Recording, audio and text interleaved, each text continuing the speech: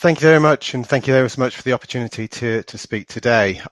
Technology should work, and I've got a few slides if that's okay. So, just very quickly, I'm James Copeland, the Senior Environment and Land Use Advisor for the NFU's North East region. So we cover Yorkshire, County Durham and Northumberland, and we represent our farming businesses across that geographical area. My role is very much to work with organisations and our members to make a landscape for the future that benefits everybody. It benefits communities, it benefits businesses, and it benefits nature. And certainly we have been on a journey of change and evolution for many decades, but certainly in the last few years, with a variety of different reasons, that speed has very much taken off. In some cases, has escalated to the point now where there will be a fundamental change in the land management and the farmed environment.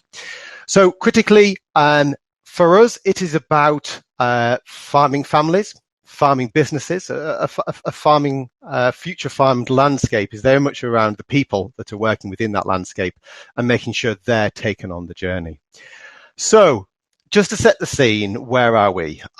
Just to give a few facts and figures to what I mean by why things are changing. So the first one there is a little graph showing agricultural borrowing. Very much 19.23 billion, maybe not big for some sectors, but certainly big for agriculture. And certainly when you look at the fact that we've increased that in the last decade by nearly 8 billion in borrowing. So farmers are having to invest or are having to borrow money to make investments. And in many cases, it's linked to the next graph on there, which is about the profitability. And in many cases, where profitability and we are not getting a fair return for the products that we produce. And I'll come on to the word products later on. We're not just talking about food here. We're talking about all current and future products.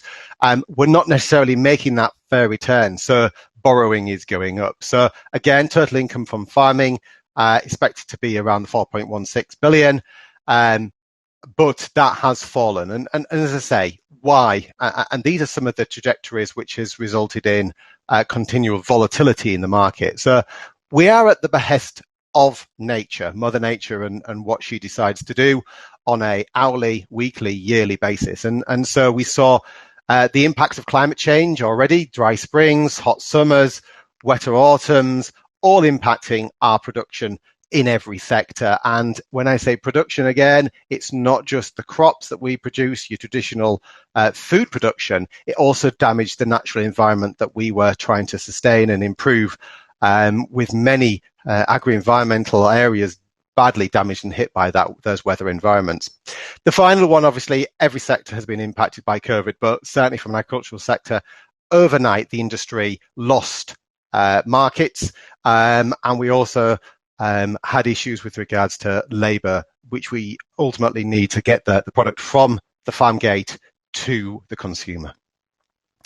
So what else is going on in agriculture? Well, I think we talked about farm business income here, and that will again change. So some sectors do make a return on the products that they produce.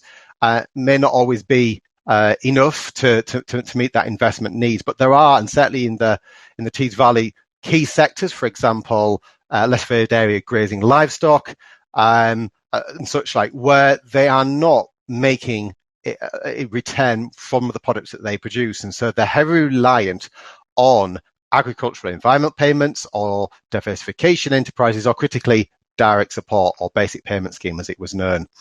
Self-sufficiency, we were also seeing that drop. Nice to see it rise back up again, 64%, but that was certainly had a spotlight put on it as we were leaving Europe and the challenges with the ports and importing our products. And ultimately, it's making sure that we make the right decision in the future landscape to sustain our high quality industry, our industry that is producing climate and environmental smart products at a home market, rather than relying too much on imports when we don't necessarily always have them to the same standards or the same climate impacts. So, as I say, we are hit by both COVID and the changes in the agricultural policy. So what do we know? What did DEFRA say? Well, I think when we were going into the whole future of agricultural policy, the first chart on the left, which was taken from the Health and Harmony Compendium, is quite stark. For the Northeast, 80% of farm business income comes from that direct support, 8%. This is a slightly updated version. There was an earlier version, so it was around 90%. So 80 to 90% of farm business income in the Northeast is directly at risk because it's coming from direct support, predominantly, as I say, due to the fact that we have more tenants, we have more upland areas. So we are now on a trajectory to remove all direct support, and DEFRA have published the figures between now and 2024. So by 2024, and any payments that are coming out to businesses in 2024, they in the Northeast will have lost about 40% of their farm business income, so half of that 80%. So businesses are going to have to change. And when you're speaking to businesses and our members, they will be planning now and up to 2027, when the final payments are made, for a replacement of that 8% of their income. So we talk a lot about payment for public goods and new systems that are coming on the marketplace. And I think one of the things that DEFRA have made clear to the industry is that they're to get 100% of their income from the marketplace. And there's lots of opportunities in that marketplace, new markets evolving, climate, water, biodiversity. But at the moment, for a business that's losing 40% of their farm business income, they need tangible cash in the back pocket, as our members would say. And the future schemes are additionality. This is not a replacement, and that's one of the things that's often misunderstood. People see ELMS, Sustainable Farm Incentives, and other schemes as a replacement for direct support. It is not. It's additionality. It's got wider scope. It comes with new rules, and certainly for the majority of industry, they're looking at a scheme accessible to everybody, coming online around 2024, 2025. So there is a gap, and a gap which creates opportunity. So the NFU is very much pushing for rural Britain, very much looking at levelling this up, because we have a great opportunity in our green agenda to create some great successes. Our aim, as I say, with many, is to build back better. We have an opportunity when groups, companies, authorities, government departments work with the industry to make the green agenda success. We need to work in partnership. We need to work from the outset and at an early stage. We need long-term planning for food security in a climate and an environmental smart way. We must be sustainable in our areas of investment, because too often we have a tendency to flip between changing policy, changing ask, and changing ambitions. And unfortunately, when you're dealing with nature, it takes time, and time is critical. We have to accept that when we're dealing with nature, it's at odds with the way that society often expects and leaders maybe want delivery. But when we do acknowledge that time needs to take to see the outcomes, I'm not saying time to react, I'm taking time to see many of these outcomes. One of the key areas is clear communication. It's about clear communication of what's needed, when the impacts will truly be seen. And that's backed up by evidence, science.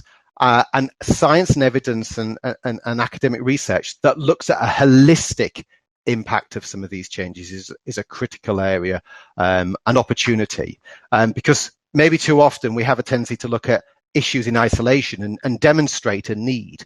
But when you look at it in a holistic manner, there are also opportunities and challenges that need to be addressed. Some of the other areas we're keen to look at, we talked about green space with other speakers, it's making sure that society really value that green space and are prepared to invest in it and look after it. We unfortunately have issues with rural crime, we have issues with antisocial behaviour, fly tipping, for example, in rural areas. And we've seen the destructive nature of society to the natural environment following the unlocks that we've seen. And I think it's a case of making sure that society really truly value that when they're going into the natural environment, it's there for everybody.